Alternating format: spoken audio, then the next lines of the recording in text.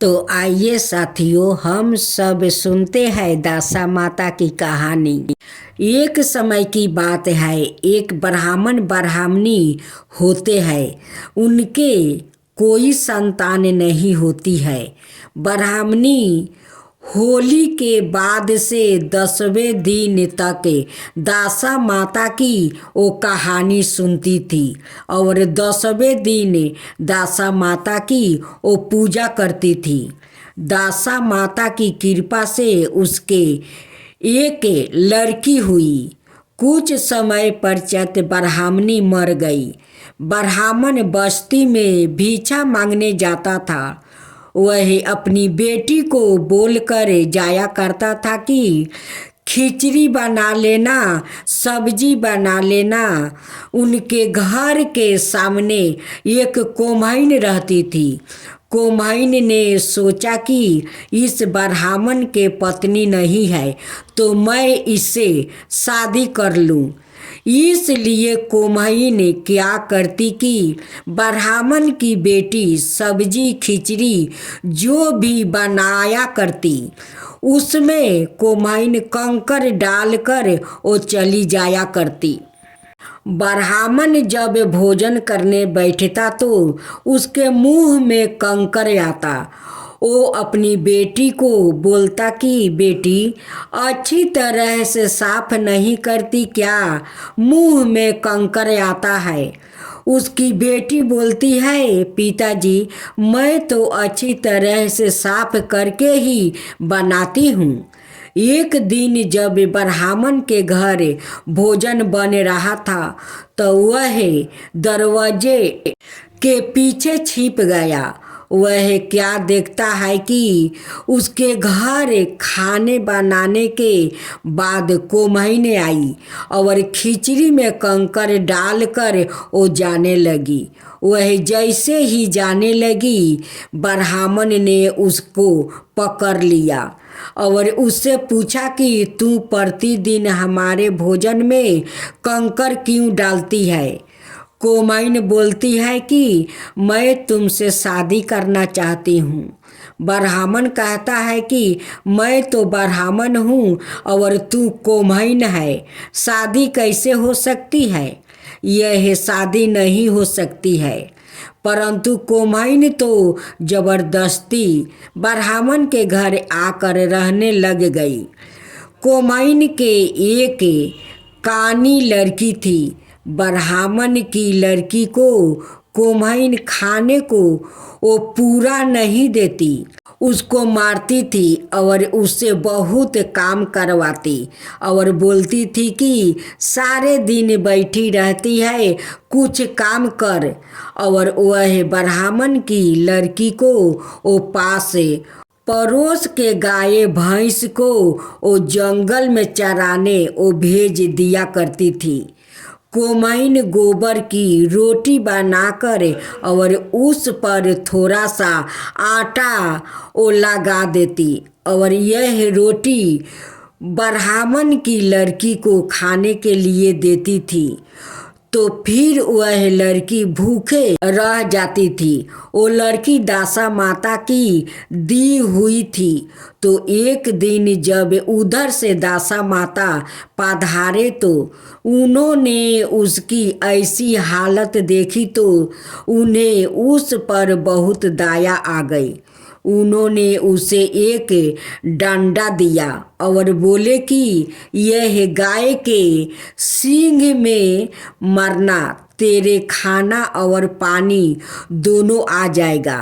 ब्राह्मण की लड़की प्रतिदिन जंगल में वो जाती है और फिर खाना खा लेती है और पानी पी लेती है। इस प्रकार से करते करते ब्राह्मण की लड़की की हालत फिर से सुधरने लगी। ब्राह्मण की लड़की की सुधरी हुई हालत देखकर कोम्हाइन को बहुत वो मिर्ची लगी। एक दिन सौतेली माँ ने अपनी कानी बेटी को भी उसके साथ जंगल भेजा। सौतेली माँ ने कानी को बोला कि तू देख कर आना कि इसको कौन खाना खिलाता है जो इसकी हालत इतनी अच्छी हो गई है। जंगल में कानी ने सब देख लिया। कानी आकर बताती है, माँ इसके पास एक डंडा है, उसको गाय के सींग पर मारती है तो खाना आ जाता है, और दूसरे सींग पर वो मारती है तो पानी आ जाता है। सौतेली माँ उसे डंडे को वो चूल्हे में जला देती है। अब फिर से वह भूखे वो रहने लगी। एक दिन ब्राह्मण की लड़की जंगल में बैठी हुई थी और एक सांप राजा के पास से जा रहा था। सांप उसे बोला कि बेटा तू डरना मत, मुझे सफेरा पकड़ने आ रहा है। मैं यहाँ कुंडली मार कर बैठ जाता हूँ, तू मेरे ऊपर तेरी साड़ी से ढाक देना। सफेरा जब उधर आया तो उस लड़की से पूछा कि इधर कोई सांप आया है क्या? लड़की ने कहा कि इधर तो सांप नहीं आया। सांप लड़की से बहुत खुश हो गया। उसने कहा कि तेरे ऊपर कभी कोई मुसीबत आए तो मुझे याद करना। थोड़ी ही दिनों में वो भूख के मारे बहुत ही वो कमज़ोर हो गई। दासा माता ने सोचा कि इस बार ऐसी वस्तु देती हूँ इसको जो हमेशा इसके पास रहे, नहीं तो यह भूख से मर जाएगी। तो इस बार दासा माता ने उसको वरदान दिया कि एक मुट्ठी खोलेगी तो खाना आ जाएगा और दूसरे मुट्ठी खोलेगी तो पानी आ जाएगा। एक दिन वह फागुन की महीने की धूप में गाय चर रही थी। धूप और थकन के मारे जब उसने खाना खाया तो उसे वही नींद आ गई और वह मुट्ठी बंद करना वो भूल गई। तो उसके पास खाने का ढेर हो गया और पानी बहने लगा। उसी समय एक राजा वन में शिकार खेलने आया। उन्हें बहुत तेज प्यास लगी थी। वो ठंडा पानी राजा के पास से भी बह रहा था। राजा ने पानी पीकर अपनी प्यास बुझाई। राजा ने नौकरों को भेजा कि इस उजाड़ वन में कोई कुआं, बावड़ी, नदी कुछ भी नहीं है, तो ऐसा ठंडा पानी कहाँ से आ रहा है, पता करो। नौकर जब देखने गया तो क्या देखते हैं कि एक लड़की सो रही है, उसके पास खाने का ढेर पड़ा है और उसके एक मुट्ठी से वो पानी आ रहा है। घोड़े की पैरों की आवाज़ से वह जाग गई और मुट्ठी बंद कर लिया। उसके मुट्ठी बंद करते ही वो सब खाना पानी वो गायब हो गया। राजा ने सोचा कि ऐसी लड़की से शादी करनी चाहिए। लड़की से इस बारे में पूछा तो उसने कहा कि मैं नहीं जानती, मेरे पिताजी करेंगे। राजा ने सेवकों को उसके पिताजी के पास भेजा कि इसके पिताजी को बोलना कि तुम्हारे जितना रुपया पैसा चाहिए वो ले ले और तुम्हारी कन्या की शादी राजा से कर दो। ब्राह्मण ने अपनी लड़की की शादी राजा से करवा दिया। शादी करके वह राजा के महल में गई। जब वो पंडित जाती तो पानी भर जाता, रसोई में जाती तो तरह तरह का भोजन तैयार हो जाता। उसके आने से पूरा महल खुश हो गया। सब बोलते हैं कि हमारे कितने अच्छे रानी सा आए कि हमारे सब काम हो जाता। 9 महीने पश्चात उसके एक लड़का हुआ। लड़का होने के कुछ दिनों बाद उस सौतेली माँ ने ब्राह्मण को उसकी बेटी को घर लाने के लिए भेजा कि शादी कराने के बाद भी वो नहीं लाए। अब तो लड़का हो गया। लोग ताने मारते हैं कि बेटी को पीहर नहीं लाए, सो आप उसे लेकर आओ। तो फिर ब्राह्मण अपनी बेटी को लेने गया। राजा ने अपनी रानी को भेज दिया। इधर सौतेली माँ ने अपनी बेटी को समझा दिया कि वो आए तो उसको बोलना कि जीजी बाई, आप थक गए होंगे, चलो अपना कुएं पर नहाने चलते हैं और उसके कपड़े जेवर खुलवा देना। यह बोलकर कि खराब हो जाएगा और बोलना कि पुराने कपड़े पहन कर वो नहा लो।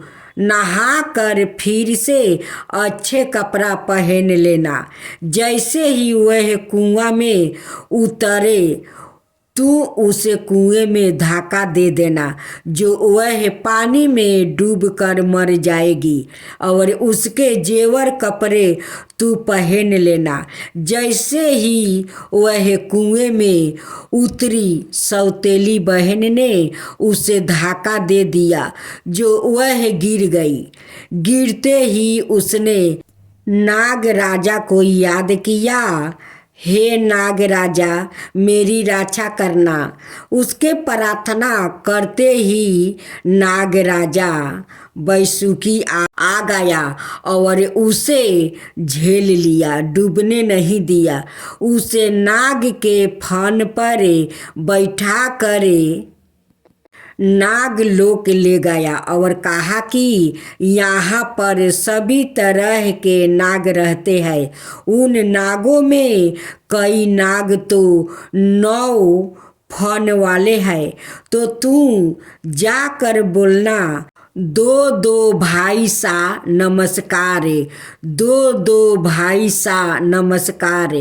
नागों ने सोचा, चलो अपने भी मृत्यु लोक से एक बहन मिल गई है। वह प्रतिदिन नागों के लिए वो कढ़ाई में ढेर सारा दूध वो गर्म करती, फिर दूध ठंडा करती और एक घंटी बजाती। घंटी बजाते ही सभी नाग आकर दूध पी लेते। एक दिन रानी के सिर से घंटी हिल गई। उस समय दूध गर्म था। नाग आए, उन्होंने पिया तो उन्हें सभी की जीभ जल गई। नागों ने सोचा कि आज इसने हमारी जीभ जलाई है, आज शाम को हम इसको खा जाएंगे। और नाग राजा को पता चला तो उन्होंने रानी से कहा कि बेटा, आज ऐसे बोलना कि आओ मेरे खंडिया पंडिया वीर वीर पैरों देखनी, बेश कीमती कपड़ा रो चीर चीर फटे, जरके वीर फेरे ढंके नागों ने सोचा अपनी बहन तो अच्छा आशीर्वाद दे रही है, आज इसको नहीं खाएंगे। उधर राजा अपनी रानी को लेने जब ब्राह्मण के घर गया तो कोमैन ने रानी के कपड़े और जेवर पहन कर ओ कानी को राजा के साथ भेज दिया। अब वह घूंघटा नहीं हटाती, कहीं कहीं घूंघटे में कोई उसकी शक्ल देख न ले। दासियों ने उसे कहा, रानी सा पंडेरे पधारो। तो उसने कहा, क्या करूं, पानी भरूं। रानी सा रसोई में पधारो। तो उसने कहा, क्या करूं, खाना बनाऊं। सब कहने लगे कि यह तो पहले वाले रानी सा नहीं है। उसके काजल लगाई और दूध पिला कर आ गई। जब रानी वहाँ गई थी तब राजा को नींद आ गई। राजा ने सुबह देखा कि कुंवर तो खेल रहा है, नए कपड़े और कपड़े पहने हुए है। राजा यह देखकर बहुत खुश हुआ कि इसका मतलब रानी कहीं ना कहीं जरूर है। होली पर भी कुंवर के करे कंडी पीले कपड़े सिला कर ले जाने लगे। उधर राजा ने भी सोचा कि होली पर भी रानी जरूर आएगी। राजा अंगुली पर चीर लगा कर उसमें नमक मिर्ची लगा कर बैठ गया ताकि उसके नींद नहीं आए। रानी आई। राजा बोले कि रानी, आपने मेरे साथ धोखा कर रही है। रानी बोली कि आपने धोखा दिया, मैंने आपको माना करा था कि मुझे मत भेजना पीहर, दो मेरी सौतेली माँ है, फिर भी आपने मुझे भेज दिया। राजा बोलता है कि अब यही रुको। रानी कहती, मेरी साथ मेरे पिताजी है, ओ नाग है, अभी आपको खा जाएंगे। आप बोलना कि ससुर जी सा खम्बा खंडी खामा खंडी। नाग राजा बोले कि जीवो जमाई। नाग राजा को भी अपने साथ नाग लोग ले गए। थोड़े दिन नाग लोग रहने के बाद राजा नाग राजा से कहते हैं कि अब आप रानी को मेरे साथ भेजने की कृपा करें।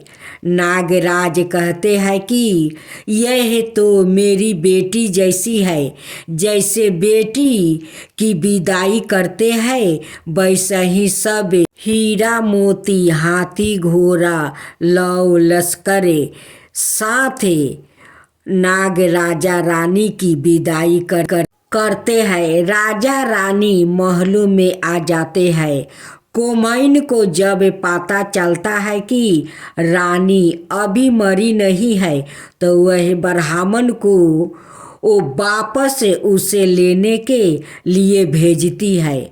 वह ब्राह्मण से कहती है कि बेटी की बहुत याद आ रही है, सो आप उसे लेकर आओ।